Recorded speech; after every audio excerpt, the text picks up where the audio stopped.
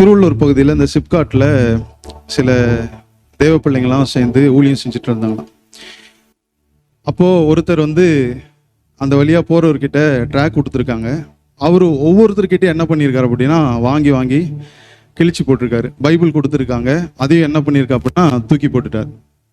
அப்போது அந்த வழியாக நடந்து வரப்போ ஒரு கண்ணு தெரியாத அண்ணன், அவருக்கு காலும் ஊனும், அந்த அந்த இது இருக்கும்ல, இன்ஸ்ட்ருமெண்ட் இருக்குல்ல, அதை வச்சுட்டு ஊனிட்டு இந்த ட்ராக்கை வந்து கொடுக்குறாரு. இவருக்கு பயங்கர கோவம் வந்துட்டு, கவனிக்கிறீங்களா, ஒரு பயங்கர கோவம் வந்துட்டு, அவனுக்கு கால் கை நல்லா இருக்கு, அவனுக்கு எதாவது வேலை போகலாம், இவனுக்கு எது மேலே வீட்டில் என்ன பண்ணலாம், உக்காந்துட்டு இருக்கலாம், அதை விட்டுட்டீங்க இங்கே வந்து இந்த இயேசுவை பற்றி சொல்கிறான்னு சொல்லிட்டு ஸ்ட்ரைட்டாக அவர்கிட்ட கோபத்தோட வந்து போனாராம். போயிட்டு, உனக்கு தான் கால் கை வந்து சரியா இல்லைல்ல, உனக்கு கண்ணு தெரியலல்ல, இந்த இயேசு கிறிஸ்துவை பற்றி எதுக்கு நீ சொல்கிற அப்படின்னு சொல்லும் போது அந்த அண்ணன் சொன்னாராம், எல்லா மனுஷங்களும் கடவுளை தேடி தான் போவாங்க, ஆனால் அந்த கடவுள் என்ன தேடி வந்தார்னு சொன்னாரா. ஆமென். எத்தனை பேர் ஒத்துக்கிறீங்க அவர் நம்ம தேடி வந்தார்? சத்தமா நம்புறீங்களா? அந்த தெரிந்து கொள்ளுதலும் அவர் நம்ம தேடி வந்ததும் ரொம்ப ரொம்ப விசேஷமானது. ஆமென்.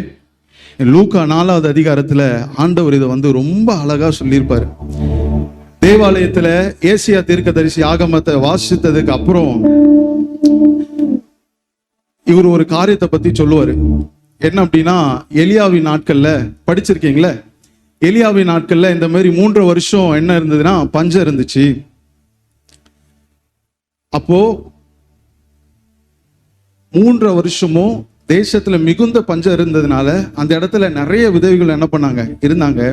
ஆனா அந்த ஊர்ல இருந்த ஒரே ஒரு விதவின் இடத்திற்கு தான் எலியா என்ன பண்ணாராம், அனுப்பப்பட்டார். ஆவியானவர் நல்லா எழுதி கொடுத்துரு. என்ன தெரியுமா, தேசத்துல பஞ்சம் உண்டாச்சு, அதுனா கொஞ்சம் பஞ்சம் இல்லை, அது என்ன சொல்லுது அப்படின்னா மிகுந்த பஞ்சம் உண்டானது அப்படின்னு வார்த்தை வருது.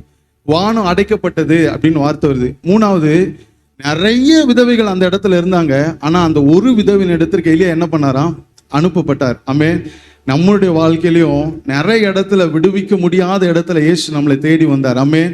யாரும் ஹெல்ப் பண்ணாத இடத்துல இயேசு நமக்காக வந்து நின்னார். ஆமென். எத்தனை பேர் அது விசுவாசி சொல்ல முடியும்? அவர் நம்மளை தேடி வந்தார். ஆமென்.